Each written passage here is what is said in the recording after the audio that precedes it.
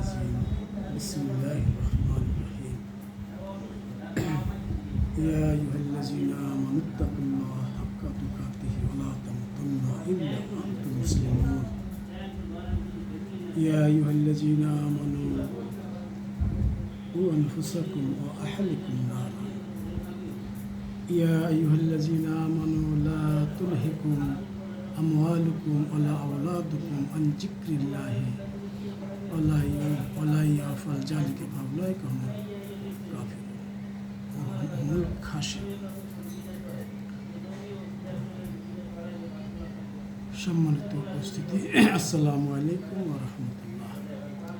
আমি পবিত্র কালামে পাকের 3টি আয়াত আমি আপনাদের সামনে পেশ করেছি।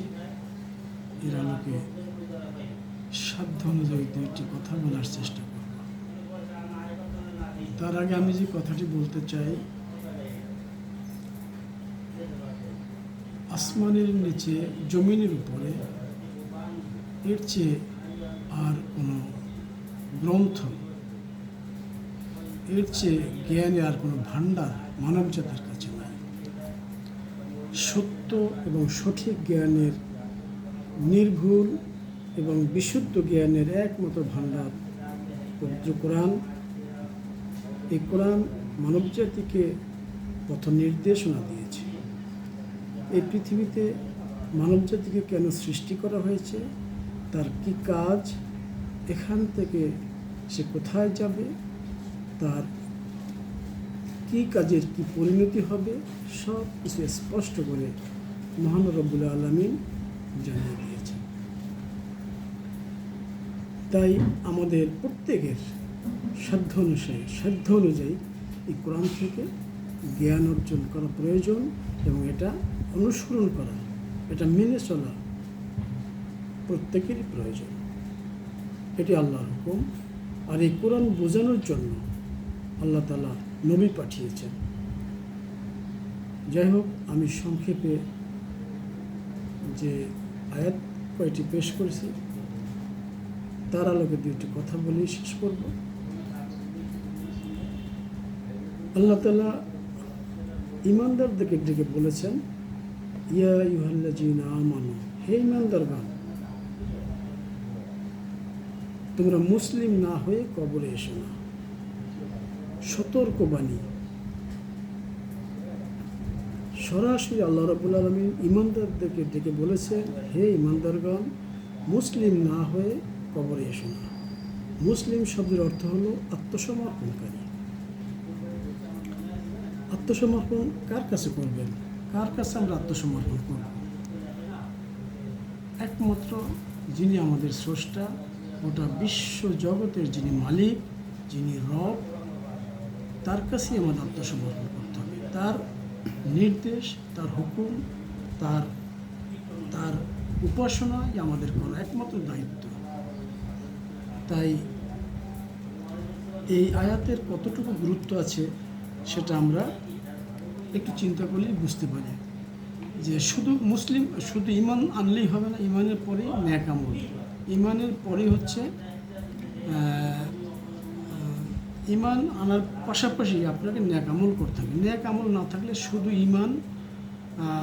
ঈমান দিয়ে একজন মানুষ প্রকৃতপক্ষে বাস্তব জীবনে ভালো হতে পারে না। তাকে সৎ কাজ করতে হবে। আর এটাই শিক্ষা দিয়েছে ইসলাম, এটাই শিক্ষা দিয়ে গেছে নবীগণ। সম্মানিত উপস্থিতি, আমি এরপরে যে আয়াতটি পেশ করেছি, ইয়া আইয়ুহাল্লাযীনা আমানু কু আনফুসাকুম ওয়া আহলিকুম নারা। আল্লাহ তাআলা বলছেন, তোমরা নিজেরা সেই জাহান্নামের কঠিন আযাব থেকে বাঁচো এবং পরিবারের সদস্যদেরকেও বাঁচাও, পরিবারের লোকজনদেরকেও বাঁচাও। এখন আপনি কীভাবে বাঁচাবেন আপনার পরিবারের লোকজনদেরকে? এর থেকে বাঁচানোর একমাত্র ক্ষমতা আল্লাহর। আপনাকে বলছে মানে আপনার আপনি একজন দায়িত্বশীল, আপনি আপনার পরিবারের উপরে দায়িত্বশীল। নিজে মানবেন, কি মানেন? আল্লাহ রাব্বুল আলামিনের হুকুম, আহকাম, এই হুকুমের আল্লাহ রাব্বুল আলামিন সম্পর্কে যে জ্ঞান অর্জন করার যে পন্থা, জ্ঞান অর্জন করার যে জরুরি সেই শিক্ষা আপনার সন্তানদেরকে, আপনার পরিবারের লোকদেরকে আপনার দেওয়া দায়িত্ব। এটাই আপনার কাজ। সম্মানিত উপস্থিতি, আমরা প্রত্যেকে এই দায়িত্ব পালনে সচেষ্ট হব, আমরা দায়িত্বশীল হব।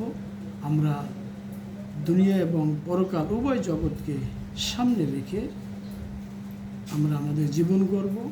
আমরা শুধু পার্থিব জীবনের সাময়িক লোভনীয় বিষয়গুলোকে আমরা প্রাধান্য না দিয়ে আমাদের চিরস্থায়ী যে পরকাল আল্লাহ আমাদেরকে জানিয়ে দিয়েছেন যে এই পার্থিব জীবনের পরেই যে জীবন আসবে সেটা হলো স্থায়ী জীবন। ওই জীবনের সফলতা যাতে আমরা পেতে পারি, ওই জীবন যাতে আমাদের সফলকাম হয়, আমরা সেই ভাবে আমাদের জীবন গড়ব, আমাদের পরিবার গড়ব, সমাজ এবং রাষ্ট্র গড়ার চেষ্টা করব। আমি এইগুলি আমার সংক্ষিপ্ত বক্তব্য শেষ করছি। আসসালামু আলাইকুম ওয়া রাহমাতুল্লাহ।